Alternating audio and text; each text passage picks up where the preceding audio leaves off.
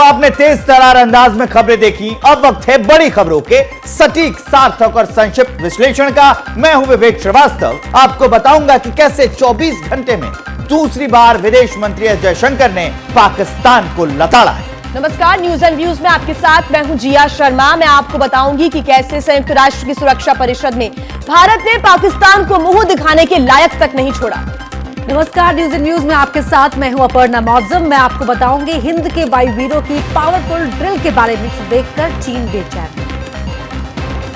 नमस्कार, मेरा नाम है मनीष शर्मा। मैं आपको बताऊंगा सियासत के उस अध्याय के बारे में जो एलएसी झड़प के बाद से अब तक जारी है।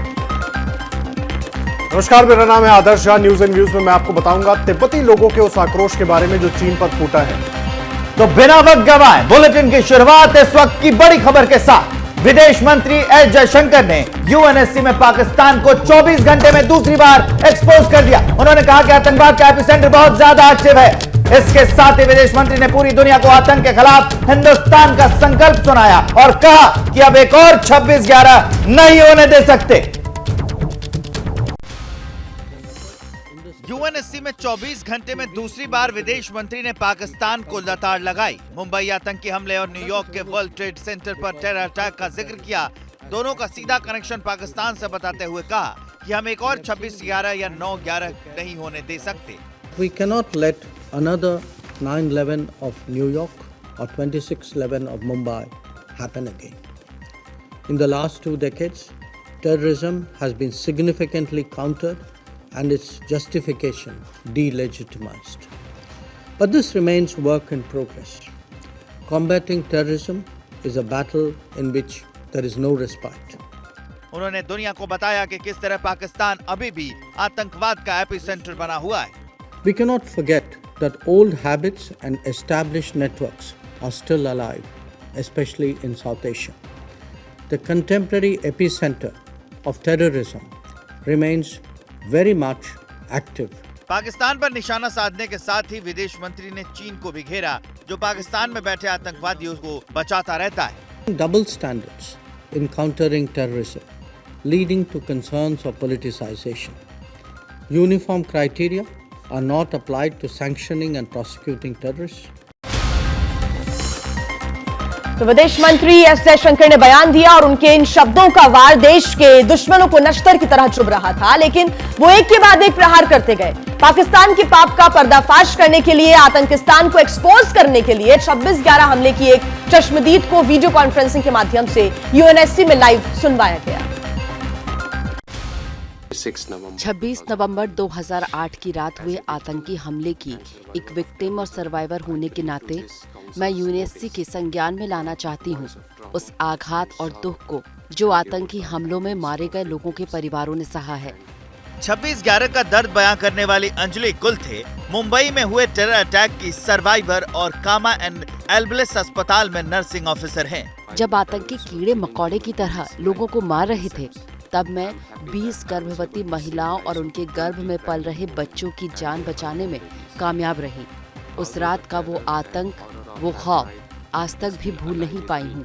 अंजलि कुलथे उन गवाहों में से एक हैं जिन्होंने कसाब को पहचाना था। In the jail, मैंने जेल में जब उसे पहचाना तो वो मुस्कुरा रहा था।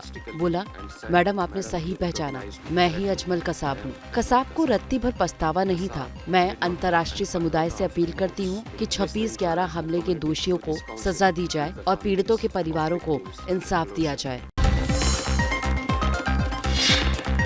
और न्यूज एंड व्यूज में अब बात करते हैं वायुवीरों के शौर्य की। जी हां, तवांग में भारत और चीन की सेनाओं के बीच हुई झड़प के बाद भारतीय वायुसेना की पूर्वी कमान ने बीजिंग को एक मैसेज भेजा है, वो भी अपने शक्ति प्रदर्शन के छोटे से ट्रेलर के जरिए। यह है तेजपुर एयरबेस। असम और अरुणाचल प्रदेश में भारतीय वायुसेना का एकमात्र बेस है जहां लड़ाकू विमान तैनात है। एबीपी न्यूज की टीम ने यहां पहुंचकर नाइट फ्लाइंग ऑपरेशंस की ड्रिल देखी।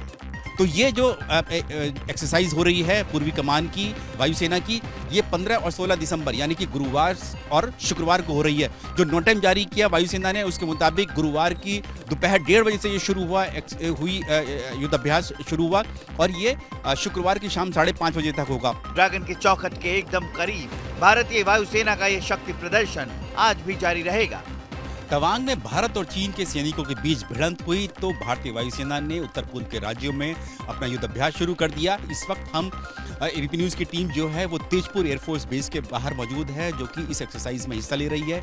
शौर्य, पराक्रम और साहस से भरपूर इस एयर ड्रिल को देखकर चीन तक हलचल है। अगर एलएसी पर पीपल्स लिबरेशन आर्मी ने कोई भी जंगी एक्शन लिया तो मुंहतोड़ जवाब देने के लिए तेजपुर तैयार है।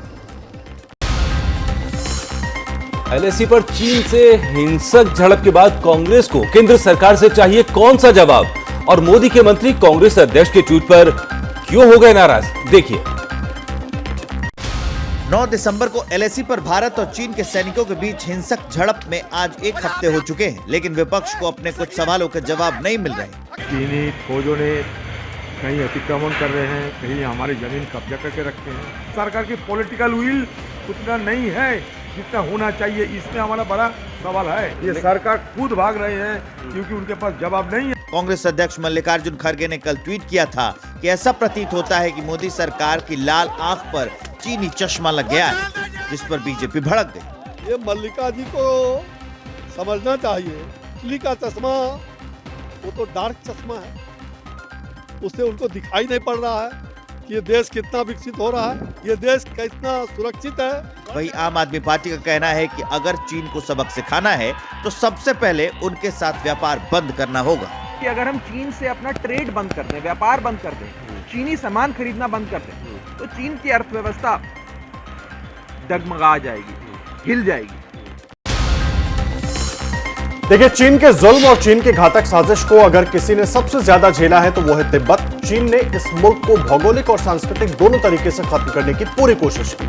एलएसी पर चीन ने साजिश रची तो तिब्बती लोग भड़क गए। एलएसी पर चीन की नापाक हरकत और खतरनाक साजिश के खिलाफ तिब्बती समुदाय में आक्रोश है। यह हिमालय के धर्मशाला की तस्वीर है। तिब्बती लोगों के साथ स्थानीय लोग भी चीन के खिलाफ विरोध प्रदर्शन कर रहे हैं। मैक्लोडगंज में भी तिब्बती मूल के लोगों ने ड्रैगन के खिलाफ नारेबाजी की। तिब्बती युवा संगठन के बैनर तले प्रदर्शन कर रहे लोगों में पीपल्स लिबरेशन आर्मी को लेकर जबरदस्त गुस्सा है। पर जब से चाइना ने तिब्बत को इलीगली ऑक्युपाइड किया है, तब से हमने देखा है कि बॉर्डर ये सीमा घुसपैठ होते रहता है। अब आपको एलएसी से 9 किलोमीटर दूर क्लेमेटा गांव में लेकर चलते हैं, जहां के लोग चीन के धोखे के खतरे के बावजूद सालों से चैन की नींद सो रहे हैं। इनका कहना है कि इंडियन सोल्जर्स के होते हुए इन्हें आज तक कोई दिक्कत नहीं हुई। इंडियन आर्मी लोग पूरा मदद में है, इधर कोई डर नहीं है। इधर हम लोग के लिए तो सुरक्षित है। हम लोग इंडियन आर्मी ऐसा है कि आर्मी जो चाइनीज आर्मी को चुटकी में भगा देता है, और जो भी वहाँ पे जो भी चल रहा है वो लोग चाइनीज लोग, सुना है कि चाइनीज लोग घुस आया था तो मार मार के भगा रहा है। घर वाले बोल रहे हैं कि वहाँ पे ऐसा बोल रहा है कि हम यहाँ पे हम लोग को कुछ ऐसा फील ही नहीं हो रहा है। चीन से चल रहे तनाव के बीच भारत ने जमीन से जमीन पर मार करने वाली इंटरकॉन्टिनेंटल बैलिस्टिक मिसाइल अग्नि 5 का कामयाब परीक्षण किया। बड़ी खबर जानिए, अग्नि 5 मिसाइल का यह नाइट ट्रायल था जो पूरी तरह से कामयाब रहा है। 5000 किलोमीटर से ज्यादा की रेंज वाली अग्नि 5 मिसाइल की जद में पूरा चीन और पाकिस्तान है, और यह टेस्ट के बाद मुहर लग गई है कि जरूरत पड़ने पर इस रेंज को और भी बढ़ाया जा सकता है। ये तस्वीरें अग्नि 5 मिसाइल के सफल परीक्षण की है, जिससे दुश्मनों के दिल कांप उठे, क्योंकि अग्नि 5 महज 8 मिनट में बीजिंग पर अग्निवर्षा कर सकती है। करीब 1.5 मिनट में अग्नि 5 इस्लामाबाद को नेस्तनाबूद कर सकती है, चाहे दिन हो या रात। 5000 किलोमीटर से भी ज्यादा रेंज तक अग्नि 5 दुश्मनों के शहरों और ठिकानों को तबाह कर सकती है। मतलब ये कि इनकी जद में पूरा चीन और पूरा पाकिस्तान है। कल ओडिशा के अब्दुल कलाम द्वीप से अग्नि 5 का नाइट टेस्ट किया गया। मिसाइल ने रात में उड़ान भरी और सटीक निशाने पर लगी। डिफेंस सोर्सेज के मुताबिक ये टेस्ट मिसाइल में लगाई नई तकनीक और उपकरणों के परीक्षण के लिए था। मिसाइल अब पहले से हल्की हो गई है, और इतना ही नहीं, इस टेस्ट के बाद ये पता चल गया है कि जरूरत पड़ने पर अग्नि 5 मिसाइल की रेंज बढ़ाई जा सकती है। इस प्रकार का जो डेटरेंस है वो होना चाहिए, और ये अग्नि 5 का टेस्टिंग जो है मिसाइल का, ये बहुत ठीक समय पर आया है, बहुत स्ट्रेटेजिक समय पर आया है, और इसकी वजह से हमारे दुश्मन ने ये सबक सीखना चाहिए कि हमारे साथ कोई भी मिस एडवेंचर करने की कोशिश ना करे। और अग्नि 5 मिसाइल के टेस्ट की टाइमिंग ऐसी रही कि उसने एलएसी पर हिमाकत करने वाले चीन की टेंशन को अब और भी ज्यादा बढ़ा दिया है। 9 दिसंबर को तवांग में 300 से ज्यादा चीनी सैनिकों ने घुसपैठ की कोशिश की। एलएसी पर भारतीय जवानों से भिड़े, लेकिन हमारे जवानों की तैयारी और हौसले ने उन्हें उल्टे पांव भागने पर मजबूर कर दिया और 1 हफ्ते के भीतर ही रात में भी चीन के हर कोने को दहलाने की ताकत रखने वाली अग्नि 5 का सफल टेस्ट हो गया। हालांकि परीक्षण का यह प्रोग्राम पहले से तय था और चीन इससे परेशान भी था। 5 दिसंबर से चीन का जासूसी जहाज युआन वांग 5 हिंद महासागर में आ गया था और करीब 1 हफ्ते तक रुकने के बाद वो हिंद महासागर क्षेत्र से बाहर निकल गया। अग्नि 5 17 मीटर लंबी, 2 मीटर चौड़ी और 50 टन वजनी है। रेंज 5000 किलोमीटर, जो इस मिसाइल में लगे नए उपकरणों और तकनीक से बढ़ाई भी जा सकती है। रफ्तार आवाज की गति से 24 गुना ज्यादा है। 1 सेकंड में करीब 8 किलोमीटर तक जा सकती है। 29,000 किलोमीटर प्रति घंटे की रफ्तार से हमला कर सकती है। 1500 किलोग्राम न्यूक्लियर वॉरहेड ले जाने में सक्षम है। MIRV तकनीक से लैस है, जिससे वॉरहेड की संख्या बढ़ाई जा सकती है। मतलब एक मिसाइल एक साथ कई टारगेट तबाह कर सकती है। और अब बात करते हैं जहरीले जाम संग्राम की। महागठबंधन सरकार में शामिल CPI-ML भी अब नीतीश सरकार के शराबबंदी कानून की सफलता पर सवाल उठा रही है। जब साथी हमलावर हैं, तो ऐसे में बीजेपी भला नीतीश सरकार को कैसे छोड़ देगी? बिहार में जहरीली शराब कांड ने बीजेपी को जेडीयू, आरजेडी और कांग्रेस के महागठबंधन वाली सरकार को घेरने का बड़ा मौका दे दिया है। केंद्रीय मंत्री अश्विनी चौबे ने नीतीश कुमार का इस्तीफा मांगा, तो वहीं बीजेपी नेता राजीव प्रताप रूडी ने एक लिस्ट दिखाकर दावा किया कि शराब कांड में 52 लोगों की जान जा चुकी है। पूर्व केंद्रीय मंत्री रविशंकर प्रसाद ने तो नीतीश कुमार पर तंज कसते हुए कहा कि पहले पटना संभालिए, फिर दिल्ली का सपना देखिए। बीजेपी प्रदेश अध्यक्ष ने भी नीतीश कुमार को टारगेट किया। इसी शासन पर आप नरेंद्र मोदी के खिलाफ खड़ा होना चाहते हैं? नीतीश बाबू, दिल्ली की बात भूल जाइए, पहले पटना को संभालिए। जो शराब पिएगा वह जेल जाएगा और जो शराब का व्यवसाय करेगा उसको राजद और जदयू पार्टी का टिकट देगी। इस तरह की चीजें आप क्या एग्जाम्पल सेट करते हैं? छपरा में बीजेपी ने अपने 30 MLA और MLC भेजे हैं, जो शराब कांड में मरने वाले लोगों के परिवार वालों से मुलाकात कर रहे हैं। बीजेपी के लगातार हमले पर डिप्टी सीएम तेजस्वी यादव ने कहा कि बीजेपी शासित राज्यों में जहरीली शराब से ज्यादा मौत होती है। बिहार में जहरीली शराब से हुई मौत पर राजनीति खत्म होने का नाम नहीं ले रही। जन अधिकार पार्टी के चीफ पप्पू यादव ने बीजेपी पर बड़ा आरोप लगाया, तो बीजेपी ने सीएम नीतीश को उनके एक बयान के लिए घेरा। देखिए रिपोर्ट। जहरीली शराब से मौत पर संवेदना और सावधानी की बजाय बिहार में सियासत हावी है। करीब 40 लोगों की मौत हो जाने के बावजूद नेताओं में आरोप प्रत्यारोप का दौर थम नहीं रहा। मैं तो बोल चुका हूं, राजीव प्रताप रूडी के एम्बुलेंस में शराब बिकता है छपड़े में, और जो लोग शराब बेचते हैं वो राजीव प्रताप रूडी के आदमी हैं, बीजेपी के आदमी हैं। शराब कांड के बाद सीएम नीतीश कुमार का एक बयान वायरल हुआ। नीतीश ने कहा कि शराब पियोगे तो मरोगे ही। पूर्व डिप्टी सीएम सुशील मोदी ने इस बयान पर नीतीश कुमार को घेरा। नीतीश कुमार की हताशा और निराशा का ये परिणाम है। नहीं तो मैंने कभी 15 साल में नीतीश कुमार को इस प्रकार से गुस्से में नहीं देखा। जो पीने वाला आदमी है वो तो गरीब आदमी है, और बीजेपी को गालियां देने के बजाय कैसे शराबबंदी को ठीक से लागू किया जाए, ये दायित्व मुख्यमंत्री का बनता है। छपरा में शराब से मौत के बाद नवादा में पुलिस की छापेमारी में एक युवक को पकड़ा गया, जो बाइक से 30 लीटर शराब लेकर जा रहा था। पुलिस आरोपी से पूछताछ में जुटी है। देखिए, शराबबंदी को लेकर बिहार में एक दूसरे पर हमले भी हो रहे हैं। नीतीश कुमार पर चुनाव रणनीतिकार प्रशांत किशोर ने बड़ा अटैक किया। शराब कांड से लेकर तेजस्वी को सीएम बनाए जाने की खबरों पर नीतीश पर प्रशांत खूब बरसे। शराबबंदी को अगले 48 घंटे के अंदर इस कानून को वापस लेना चाहिए। ये बयान प्रशांत किशोर का है, जो कभी जेडीयू में नीतीश कुमार के बाद नंबर 2 माने जाते थे। 4 साल पहले नीतीश कुमार ने प्रशांत किशोर को पार्टी का राष्ट्रीय उपाध्यक्ष बनाया था। अब वहीं प्रशांत किशोर नीतीश कुमार पर जमकर बरस रहे हैं। जो भी नीतीश कुमार को जानता है, उनकी व्यवस्था को जानता है, उनके इर्द गिर्द जो अफसर हैं और जो सो कॉल उनके चमचे हैं, वो सब पी रहे शराब। मुख्यमंत्री किसी डिस्ट्रिक्ट के डीएम और एसपी को बुलाकर कहता है, कसम खाइए कि आप शराब का कारोबार करने वालों को पकड़िएगा। इसका मतलब कि आपका इकबाल खत्म हो गया है। बिहार में जन स्वराज यात्रा पर निकले प्रशांत किशोर सिर्फ शराबबंदी के मुद्दे पर ही नीतीश कुमार से नाराज नहीं है, वो नीतीश के तेजस्वी प्रेम पर भी फूटे। ये क्या नीतीश कुमार का राजतंत्र है क्या बिहार? और 25 क्यों? अभी दे दीजिए तेजस्वी को, उसमें दिक्कत क्या है? मैं तो ये मांग कर रहा हूं नीतीश कुमार से कि भाई आप 25 तक क्यों इंतजार कर रहे हैं? आप तेजस्वी यादव को अभी मुख्यमंत्री बना दीजिए।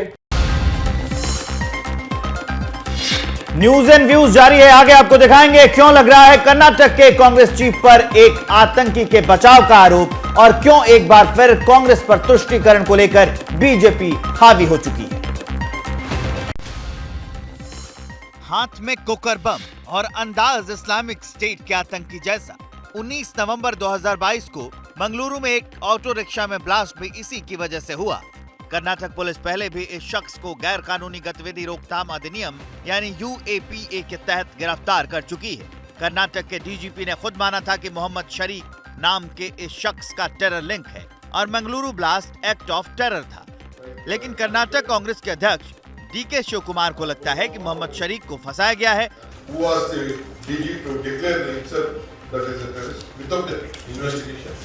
इतना ही नहीं, DK शिव कुमार के तर्क के हिसाब से कोई शख्स तब तक आतंकवादी नहीं कहलाएगा जब तक कि उसने 26/11 या पुलवामा जैसा हमला न किया हो।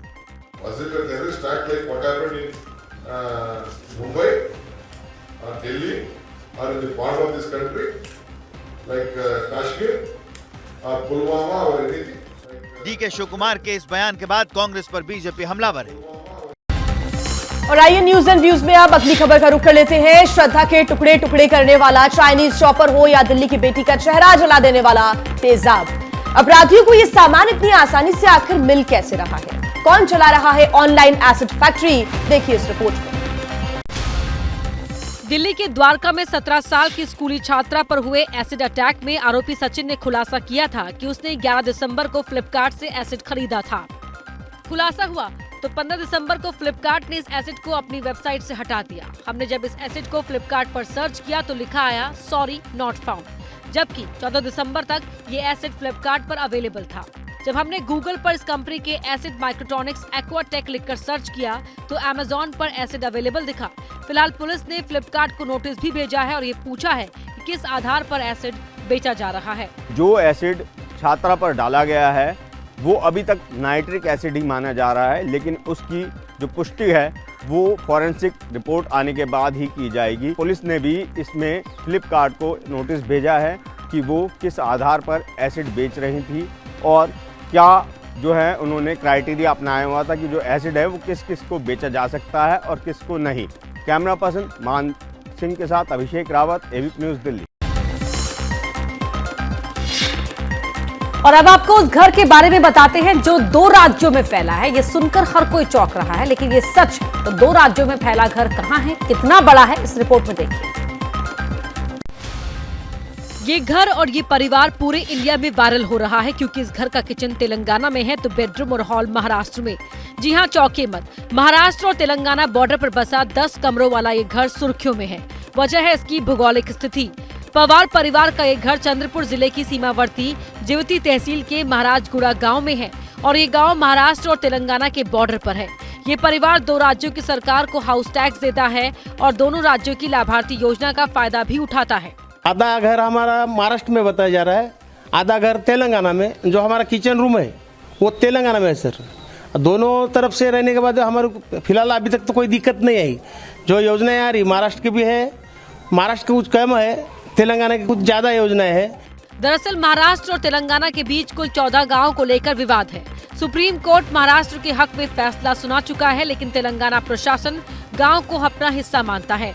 2 राज्यों की लड़ाई से बेफिक्र ये परिवार और चंद्रपुर गांव के लोग सुकून से गुजर बसर कर रहे हैं। 2 महिलाएं, दोनों का नाम वीना कपूर, दोनों ही टीवी एक्ट्रेस और दोनों ही अपने बेटे के साथ रहती थीं। इनमें से एक वीना कपूर का मर्डर हो गया, उसके बाद दूसरी वीना कपूर और उनके बेटे का जीना दूभर हो गया। टीवी सीरियल्स के शौकीन इस चेहरे को अच्छे से पहचानते होंगे। कई पारिवारिक धारावाहिकों में इन्होंने एक्टिंग की है। इनका नाम है वीना कपूर। कुछ दिन पहले खबर आई थी कि वीना कपूर की हत्या हो गई। दावा किया गया कि उनके बेटे ने प्रॉपर्टी विवाद में वीना को जान से मार दिया। लेकिन मुंबई के दिंडोशी पुलिस स्टेशन पर तैनात पुलिसकर्मी तब चौंक गए जब वीना कपूर अपने बेटे के साथ वहां पहुंची। जिस महिला को सब मरा हुआ समझ रहे थे वो कैमरे पर बोल रही थी कि वो जिंदा है। ये खबर तो एकदम गलत है। सच्चाई है कि वीना कपूर थी एक उसका मर्डर हुआ है, लेकिन मैं वो वीना कपूर नहीं हूँ, मैं दूसरी हूँ। नाम सेम है, लेकिन मैं इधर रहती हूँ गोरेगांव में, जू पे नहीं रहती, और मैं भी बेटे के साथ रहती हूँ। तो इसलिए लोगों ने यही सोच लिया कि यही वीना कपूर है, और मेरे सब फिल्मों के और उसके नाम उसमें दे दिए। वीना के बेटे अभिषेक चड्डा तो फेक न्यूज से सबसे ज्यादा परेशान हुए, क्योंकि लोग उन्हें मैसेज करके कोस रहे थे, तुमने अपनी मां को क्यों मारा। वीना का कहना है कि उनकी मौत की झूठी खबर की वजह से उन्हें काम मिलना बंद हो गया था। परेशान होकर वो पुलिस के पास आई हैं। न्यूज एंड न्यूज में अब खबर पाकिस्तान से, जहां तालिबान ने एक बार फिर अफगान बॉर्डर पर बारूद बरसाना शुरू कर दिया है। भीषण फायरिंग से हो रहे नुकसान के चलते दहशत में आए पाकिस्तान को अपने कई गांव खाली करवाने पड़े हैं। धुएं का ये गुबार पाकिस्तान अफगानिस्तान बॉर्डर से उठ रहा है। तस्वीरें बलूचिस्तान के सरहदी इलाके चमन की है। गोलियों की तड़तड़ाहट से भरा ये वीडियो देखिए और समझिए कि हालात किस कदर बिगड़ चुके हैं। भीषण गोलीबारी की आवाज सुनिए और जानिए कि पाकिस्तानी फौज और तालिबानी लड़ाकों के बीच जंग छिड़ चुकी है। डूरन लाइन यानी पाक अफगान बॉर्डर पर भीषण गोलीबारी हो रही है। चमन स्पिन बोलडाक बॉर्डर क्रॉसिंग पर जंग के हालात हैं। तालिबानी लड़ाके मशीन गन और मोर्टार से टारगेट कर रहे हैं। बिगड़े हालात की तस्दीक करती इन तस्वीरों को देखिए, जिनमें भारी भरकम और घातक हथियारों से लैस तालिबानी लड़ाकों को चमन बॉर्डर के आसपास तैनाती के लिए लगातार भेजा जा रहा है, जो रिहायशी इलाकों को भी टारगेट करने से गुरेज नहीं कर रहे। चलती गाड़ियों पर बम गिर रहे हैं, सब कुछ तबाह होता जा रहा है। पाकिस्तानी सेना भी तालिबानियों पर बारूद बरसा रही है, लेकिन फिर भी तालिबान हमले रोक नहीं रहा। और एक बड़ी खबर आ रही है मलेशिया से। मलेशिया की राजधानी कुआलालंपुर में भूस्खलन हुआ है। 8 लोगों की जान चली गई है, इसमें 50 लोग लापता बताए जा रहे हैं। कुआलालंपुर में हुआ है भूस्खलन, यहां 8 लोगों की जान चली गई है, 50 लोग लापता है। वो तस्वीर हम आपको दिखा रहे हैं, जमीन खिसकने की तस्वीर। इस तबाही में 8 लोगों की जान गई है, 50 लोग अभी भी लापता हैं, उनकी तलाश जारी है। कुआलालंपुर से हम आपको ये तस्वीर दिखा रहे हैं, मलेशिया की राजधानी है। तबाही लाइव देखिए एबीपी न्यूज पर।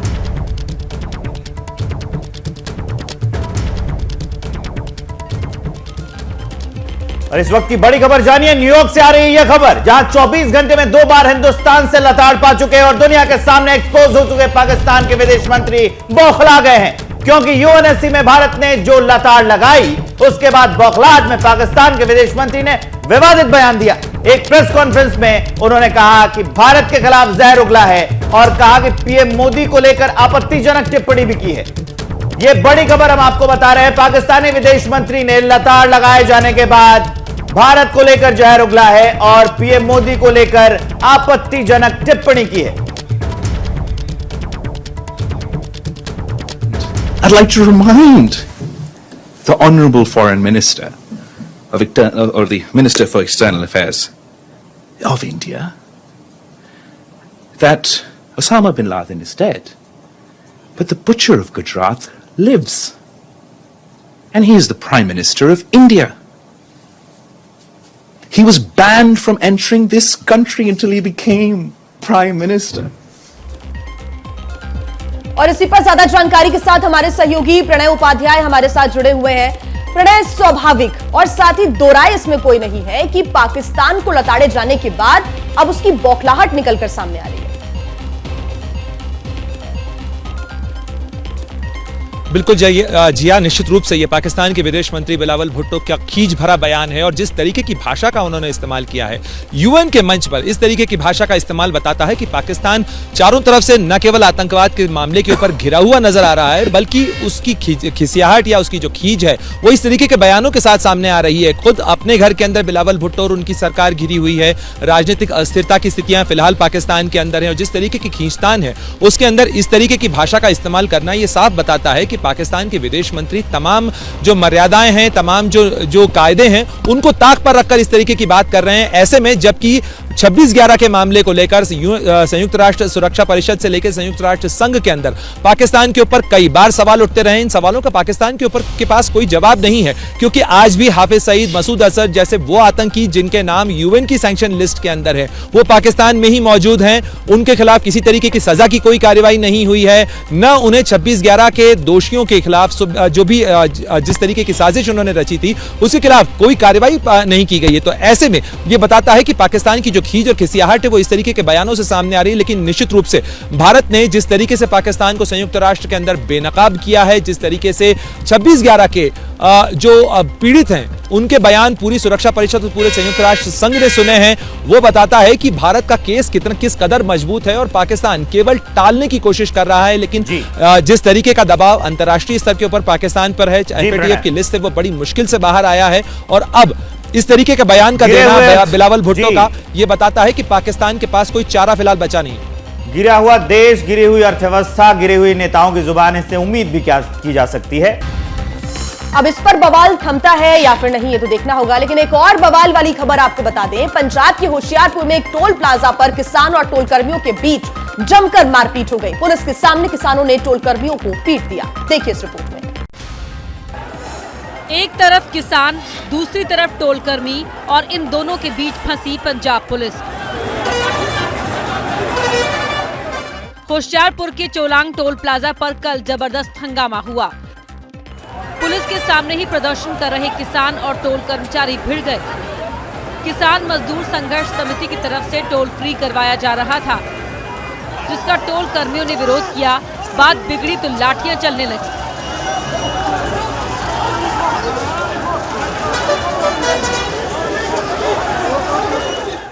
ਅਸੀਂ ਆਪਣੇ ਇਰਾਦੇ ਤੇ ਪੱਕੇ ਆ। ਅਸੀਂ ਜਿਹੜਾ ਸਵੇਰ ਤੋਂ ਇਸੇ ਤਿਆਰੀ ਸੀ ਕਿ ਜ਼ਿਲ੍ਹੇ ਟੋਲ ਫਰੀ ਨਹੀਂ ਹੋਣ ਦੇਣਾ।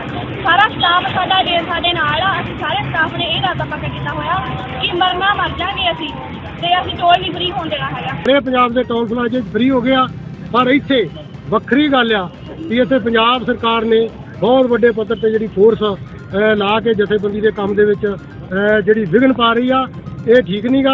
जैसे ही घड़ी का काटा दोपहर 2:30 पे आए, बबीता जी का दिल सास बहू साजिश के लिए मचल जाए। और ये है इनकी बहू, पूरे दिन ऑफिस की टेंशन हो जाए गॉन जब ये करें अपना फेवरेट शो फ्री टाइम पे ऑन। इनकी तरह आप भी देखें अपना फेवरेट शो अपने टाइम पर और डाउनलोड कीजिए ABP लाइव ऐप अपने स्मार्ट टीवी पर।